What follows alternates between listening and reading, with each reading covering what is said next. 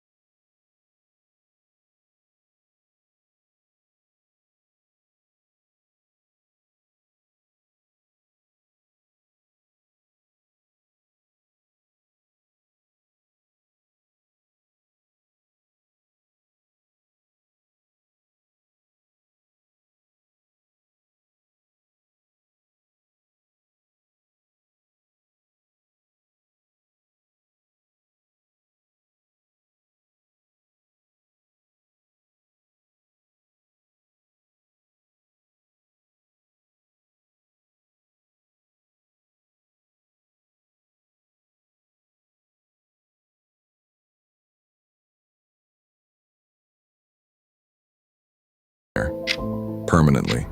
June 14th, 2015. A night that began in whispers and ended in blood. Dee Dee went to bed early. The house was quiet.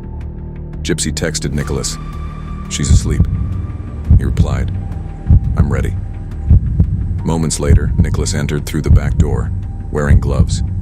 Gypsy hid in the bathroom, covering her ears. From behind the door, she heard movement. Then, a scream. And then, silence. When it was over, Nicholas walked out, his hands shaking. Gypsy stepped out slowly, her eyes fixed on her mother's still body. For the first time in her life, she felt free. They took some money, packed clothes, and left the house. Gypsy climbed onto her feet, walking freely for the first time outside her home. No wheelchair, no medication, no lies. But freedom wouldn't last, because the truth always finds its way out. The next day, concerned neighbors noticed something strange. Dee Dee's Facebook page, the one where she often posted cheerful updates, suddenly had a post. It read, "That is dead." At first, people thought the account was hacked. Then another comment appeared. "I slashed that fat pig and raped her sweet daughter."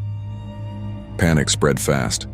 Calls flooded 911. 911, what's your emergency? Police arrived within the hour. Inside, they found Dee Dee's body in her bedroom, stabbed 17 times. Her medications, medical supplies, and wheelchairs scattered around the house. But Gypsy, gone. The entire country held its breath. A disabled girl missing, a murdered mother. The story exploded online. People prayed, fundraisers launched, news anchors called it a kidnapping. No one could imagine what the truth would reveal. Within 48 hours, detectives traced the strange Facebook post to an IP address in Wisconsin, a small home belonging to Nicholas Gaudijon. When SWAT teams entered, they found Gypsy alive, walking, talking, healthy. The officers were stunned. The girl who was supposed to be terminally ill could stand on her own. The truth came out in waves, one revelation after another. Gypsy explained everything: her mother's lies, the fake illnesses, the years of abuse and manipulation, and finally, the plan to end it all. Dee Dee Blanchard had spent 2 decades fabricating her daughter's sickness, a rare psychological condition known as Munchausen by proxy, where a caregiver invents or causes illness in another person for attention and sympathy. The entire community felt betrayed. Doctors who'd treated Gypsy broke down in tears. Neighbors couldn't believe it. The angel mother was a master manipulator, and the helpless child was her prisoner. But now the question was, who was the real villain? Prosecutors faced a moral puzzle. Yes, Dee Dee was dead, murdered brutally. But Gypsy's entire life had been stolen from her. In 2016, Gypsy pled guilty to second-degree murder. Her sentence, 10 years in prison. Nicholas Gaudijon was tried separately. He was convicted of first-degree murder, sentenced to life without parole. The court was divided. Order in the court. Some called Gypsy a victim. Others saw her as an accomplice. But no one could deny what Dee Dee had done, the cruelty behind her smile. When Gypsy spoke in court, her words cut through the silence. "I feel freer in prison than I ever did living with my mom." And in that single sentence, the world understood the depth of her pain. Dee Dee Blanchard's story is more than just a tale of lies and murder. It's a warning about how far manipulation can go when it hides behind love. For Gypsy, freedom came at a cost she will carry forever. No parole can erase the memories of needles, hospital beds, or her mother's voice reminding her that she was sick. Sometimes the most dangerous prisons aren't built with walls. They're built with guilt, obligation, and the fear of disappointing someone who claims to love you. And yet, for the first time, Gypsy is free, walking, learning, rebuilding. She's become a symbol of survival, and a reminder that not every villain wears a mask. Sometimes, they wear a mother's smile.